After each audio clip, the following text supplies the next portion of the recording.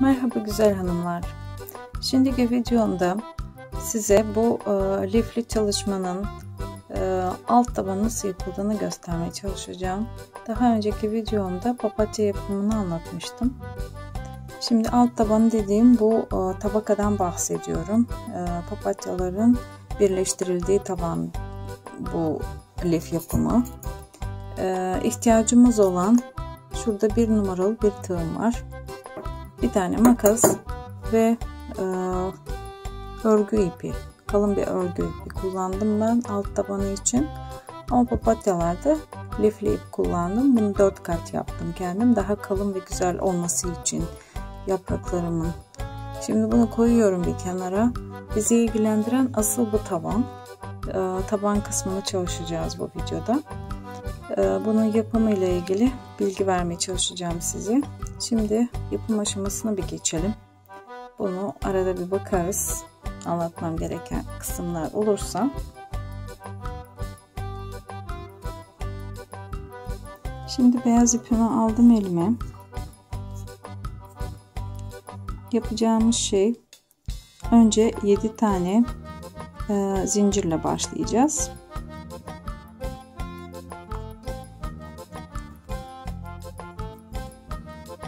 İki,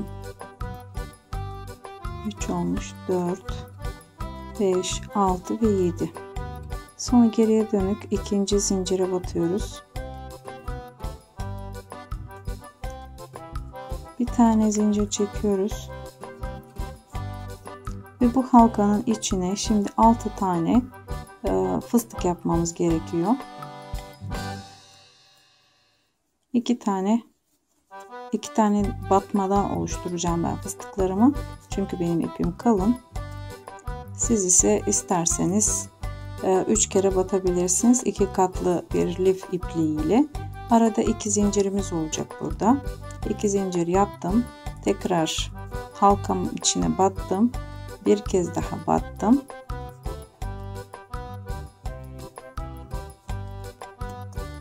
Yine 2 zincir yaptım. Ve aynı şekilde yine halkamın içine batıyorum, doluyorum. Bir daha batıyorum. Ve ipimi tuttum şurada ucundan. Bu şekilde bağladım. Tekrar 2 kere zincir çekiyorum. Aynı halkanın içine bir daha batıyorum. Doluyorum, batıyorum. Ve şimdi iplerin içinden geçirdim ve 2 zincir çektim. Yine battım, doladım, battım, doladım. Bu sefer bu şekilde geçirdim. 2 kere zincir çekiyorum. Bakalım burada 5 tane olmuş. Bir daha batalım, doladım, batalım. Ve şimdi ipimizi geçirelim ve 2 zincir çekip bu şekilde örgümüzü yaptık. Şimdi yapacağımız şey birinci fıstığımızın tepesine buraya batıyoruz. Sonra bir daha zincirimizin içine batıyoruz. Bir tane zincir çekip yapacağımız şey tekrar artık bu sırada her ikili zincirin içine 2'şer tane fıstık yapacağız. 1 2 kez battım. Böyle birleştiriyorum. 2 zincir çekiyoruz her zaman ve tekrar aynı yere battım. Bir daha battım. Bu şekilde fıstıklarımızı yapıyoruz. Bütün sıra boyunca şu ara zincirlere hep 2'şer tane fıstık yapalım. Buraya da göstereyim. Yine 2 zincir çektim. Battım. Takıldık. Bir daha battım. Doladım. Battım. Sonra bu şekilde ikişer ikişer bu sıramızı böyle yapalım. Şimdi ben bu sırayı bitirdim. Şimdi son 2 zincirimi çekeyim bu sıra için. Sonra şu ara zincirlerin aradaki 2 tane zincire battım. Ve burada bir tane zincir çekip şimdi bu ara zincirin içine 2 kez batıp yine 2 tane fıstık yapacağım. Bu sefer 2 1 diye gidecek sıra. Yani 2 tane fıstık yapacağız. Sonra bir tane fıstık, 2 tane fıstık, bir tane fıstık. Bu şekilde bir sıramız olacak. 1 2 zincir çektim. Sonra buraya battım. Bu şekilde böyle bir tane fıstık yaptım. 2 zincir çektim. Şimdi bu araya batıyorum. 2 fıstık arasına battım.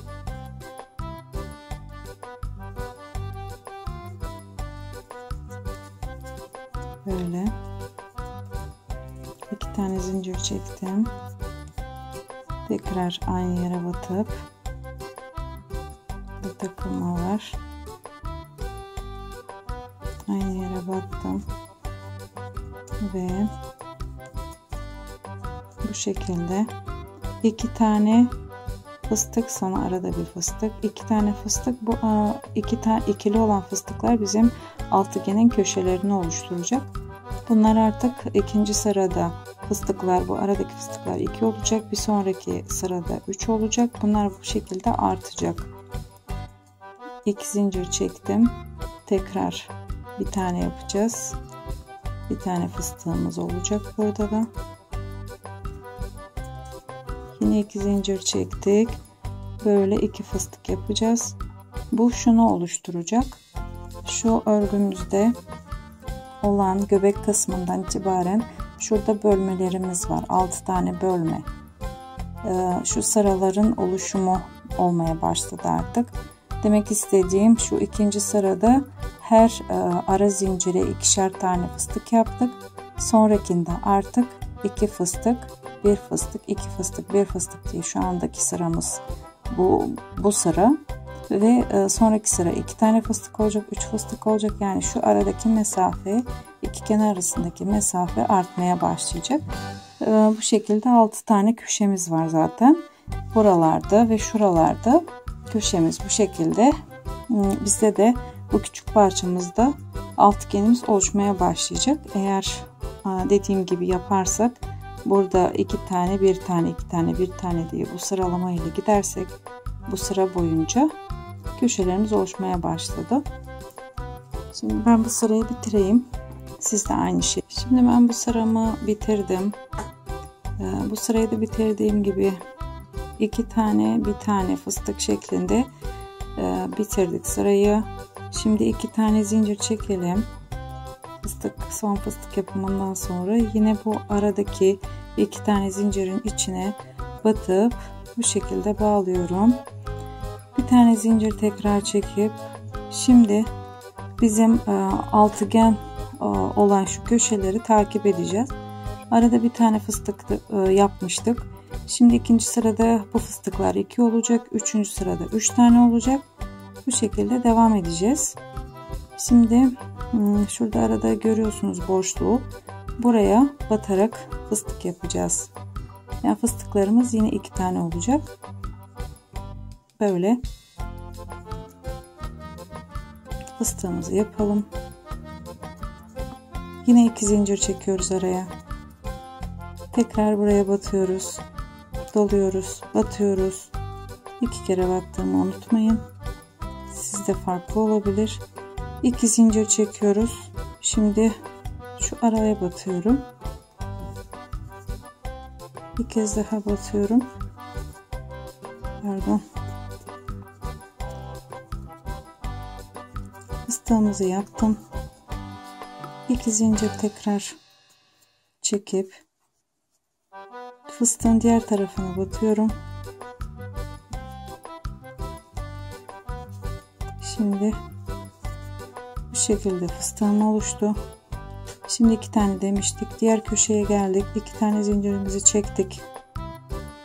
Sonra şuraya batıyoruz. Doluyorum, batıyoruz. Şimdi kapattım. 2 tane zincir çektim. Yine aynı yere bir kez daha battım. Bir kez daha battım.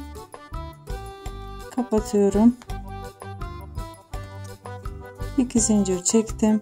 Şimdi burada yine bu ortada kalan fıstığın 2 kenarına batacağım. Birer tane fıstık yapacağım. Şurada gördüğünüz sıradaki aynı işlemi bu şekilde yapıp devam edeceğim. Şimdi örelim, tekrar görüşelim. Şimdi 2 zincir çekiyorum ve yine bu 2 fıstık arasına batıyorum. Bu her sırada aynı şekilde tekrarlanacak. Artık şuradaki bizim altıgeni oluşturan köşeler belli. Ve her sefer bu köşelere geldiğimizde aynı zincirin içine 2 tane fıstık yapacağız. Aralar zaten gitgide çoğaldıkça bu mesafeler tekli olan fıstıklar sayısı da çoğalacak. Şimdi biz bunu bu şekilde öreceğiz.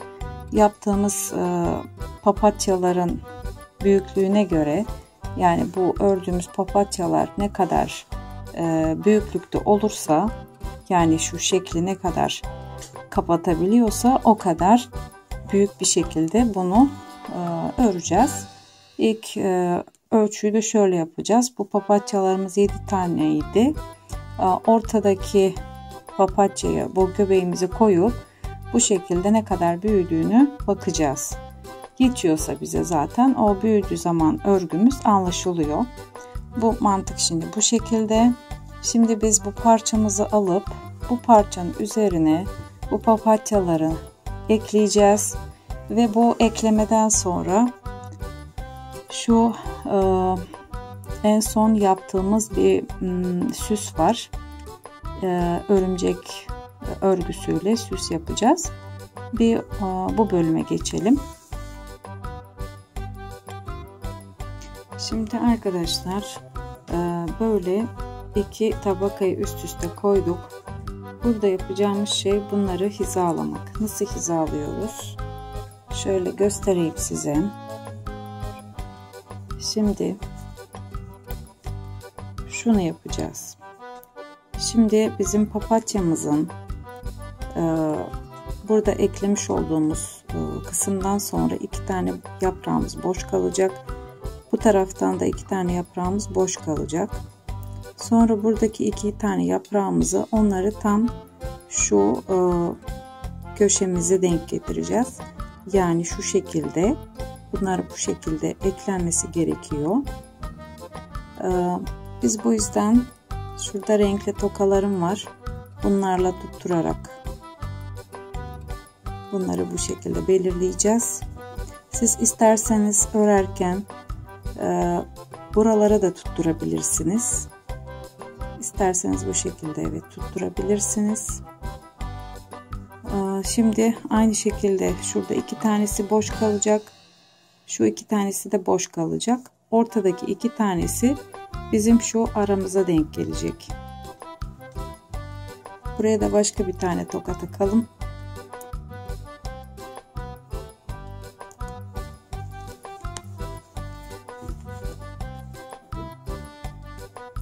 Şimdi dediğim gibi siz isterseniz buraları da ekleyebilirsiniz, papatyalarını, ama ben sadece köşelerini ekleyeceğim için ben kendime köşelerine yer belirliyorum. Şurada 2 tanesi boşta kalacak, bunların 2 tanesi de boşta kalacak. Şu ortadaki 2 tane, şu alttaki bizim köşemize denk gelmesi gerekiyor. Aynı şekilde her köşeyi böyle, her köşeyi aynı şekilde